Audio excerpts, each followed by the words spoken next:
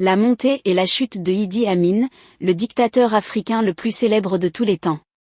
Avant de vous parler de cet homme qui a fait trembler le continent noir, j'aimerais d'abord vous inviter à vous abonner et à cliquer sur la cloche de notification pour ne pas rater mes prochaines vidéos.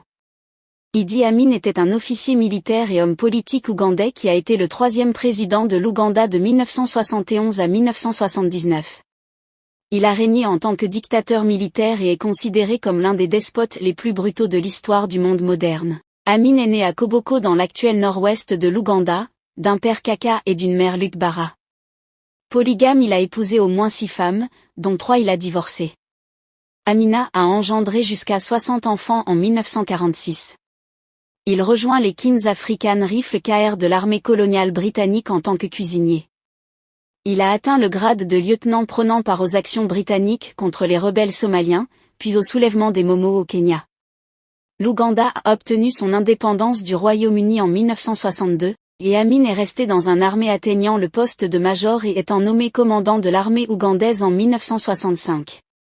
Il a appris que le président ougandais Milton Obote prévoyait de l'arrêter pour détournement de l'armée. Il a donc lancé le coup d'État ougandais de 1971 et se déclare président. Au cours de ses années au pouvoir, Amin est passé du statut de dirigeant pro-occidental bénéficiant d'un soutien considérable d'Israël à celui de Mouammar Kadhafi en Libye, de Mobutu Seko au Zaïre, de l'Union soviétique et de l'Allemagne de l'Est en 1972. Amin a expulsé les Asiatiques dont la majorité étaient des Indiens ougandais, conduisant l'Inde à rompre les relations diplomatiques avec son régime en 1975. Amin est devenu le président de l'Organisation de l'Unité africaine OUA, groupe destiné à promouvoir la solidarité entre les États africains. L'Ouganda a été membre de la Commission des droits de l'homme des Nations Unies de 1977 à 1979.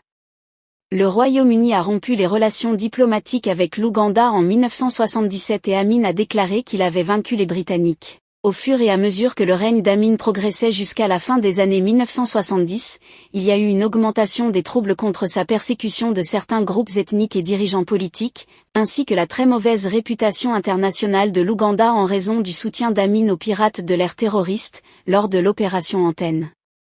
Il a ensuite tenté d'annexer la région de Kagera en Tanzanie en 1978. Le président tanzanien Julius Nyerere a ordonné à ses troupes d'envahir l'Ouganda.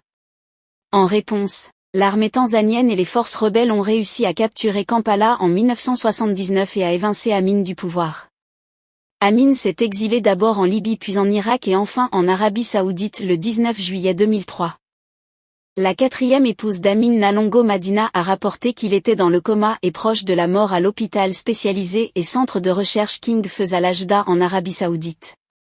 En raison d'une insuffisance rénale, elle a supplié le président ougandais Yoweri Museveni de lui permettre de retourner en Ouganda pour le reste de sa vie. Museveni a répondu que Idi Amin devrait répondre de ses péchés. Au moment où il serait ramené, la famille d'Amin a finalement décidé de déconnecter le système de survie et Amin est par conséquent décédé à l'hôpital de Jeddah le 16 août 2003.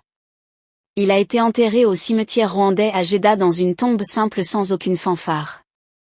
Après la mort d'Amin, David Owen a révélé que pendant son mandat de ministre britannique des Affaires étrangères de 1977 à 1979, il avait proposé de faire assassiner Amin. Il l'a défendu en arguant « Je n'ai pas honte de le considérer », car son régime descend dans l'échelle de Pol Pot comme l'un des pires de tous les régimes africains. Le règne d'Amin a été caractérisé par des violations généralisées des droits de l'homme, y compris la répression politique, la persécution ethnique et les exécutions extrajudiciaires, ainsi que le népotisme, la corruption et une mauvaise gestion économique flagrante.